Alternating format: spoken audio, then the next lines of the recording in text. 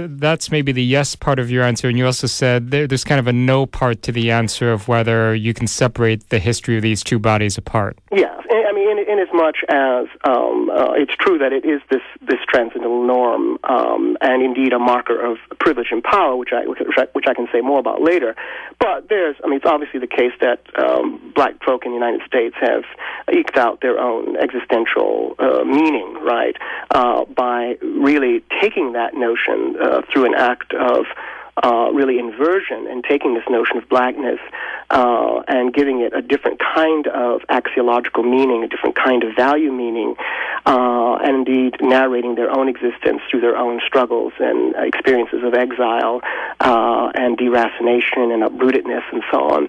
So while it's true that blackness gets its sense by way of whiteness as a transcendental norm, it's not true that that blackness can be reduced to a whiteness as a transcendental norm.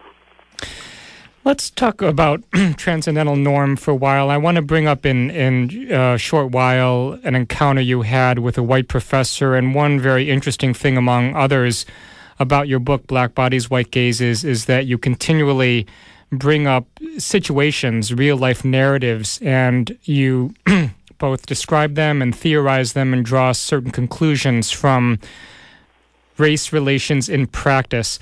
So, but before we do that, what do you mean when you write, for example, that whites see themselves as pure transcendence? And what kinds of assumptions about blacks and black bodies are integral to this kind of whiteness, to this aspect of whiteness? Yeah, sure.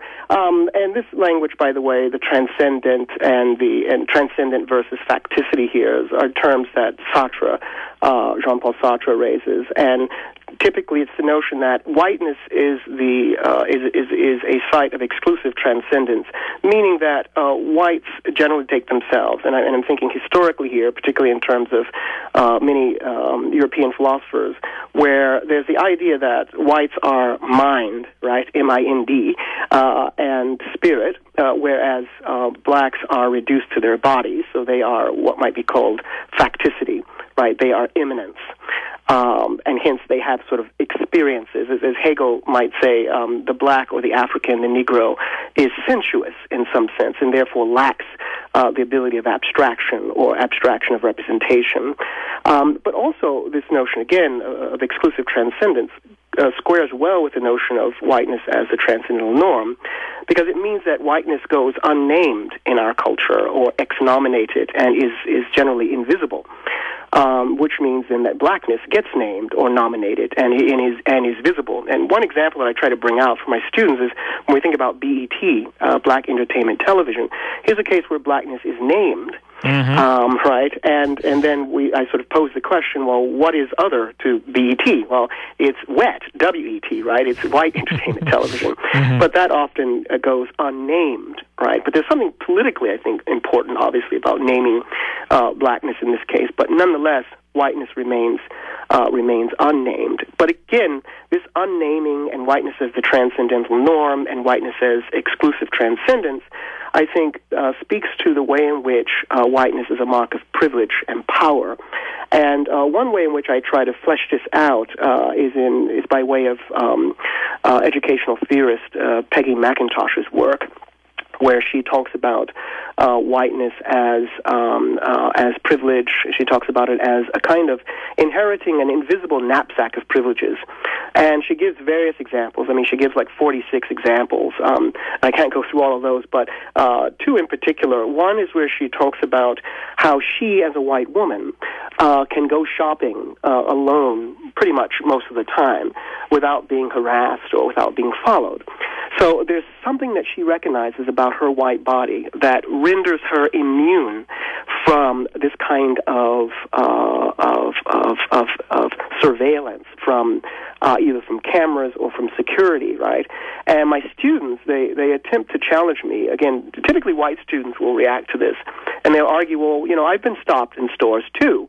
But when pressed on the issue, they often say things like, well, it was because of some other factor. I may have been pierced, or I had tattoos, or maybe it's because I'm young. But they can't deliver a case in which they were stopped precisely because they were white. And of course, when in my own experiences and experiences of other blacks, and we've sort of critically discussed this, is where blacks are stopped in stores precisely because they're black. And you can have cases where, you go into a store with a three-piece suit, and somehow the blackness, as it were, trumps the attire that one has, right? So the question becomes, what is it about blackness in a predominantly white society, in a society which is racist, that creates a case where this blackness stands out as salient, right, over and above how one is dressed? And actually, Tim Wise, who has a wonderful example where he talks about driving in his car with tinted windows, and he has his radio blasting, and a white police officer pulls him over, and the police officer approaches the car. He rolls down his window, and the police officer says, "Oh." And so it's in that saying, "Oh," that there's this immediate recognition and the attribution of innocence with regard to this white body, because presumably the police officer thought that he might encounter a black body. So the "oh," in some sense, says to us, given all of these interesting race markers, music playing, tinted windows, and lo and behold, there's a white, in some sense he's relieved of any suspicion in virtue of being white. And then McIntosh also gives a wonderful example where she talks about the fact that white children aren't educated by their parents to be aware of systemic racism for their own daily protection. Again, this is something I raise with my students. And it's interesting to me when students tell me that their parents don't teach them about this, that you're not to sort of engage in these very quick movements around police officers. And of course, Amadou Diallo is precedent here, right? Mm-hmm.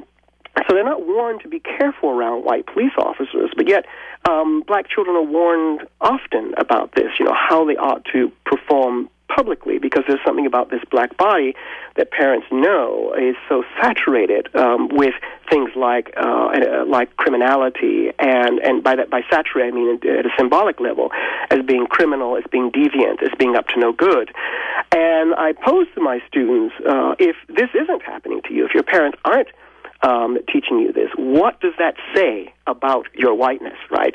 And inevitably, of course, we end up talking about the ways in which the white body is sort of a priori assumed a certain kind of innocence, right? So there's a presumptive element there in our society. And innocence and goodness and purity and order, beauty, restraint, nobility, these are some of the words you use to describe and put into context whiteness as transcendence.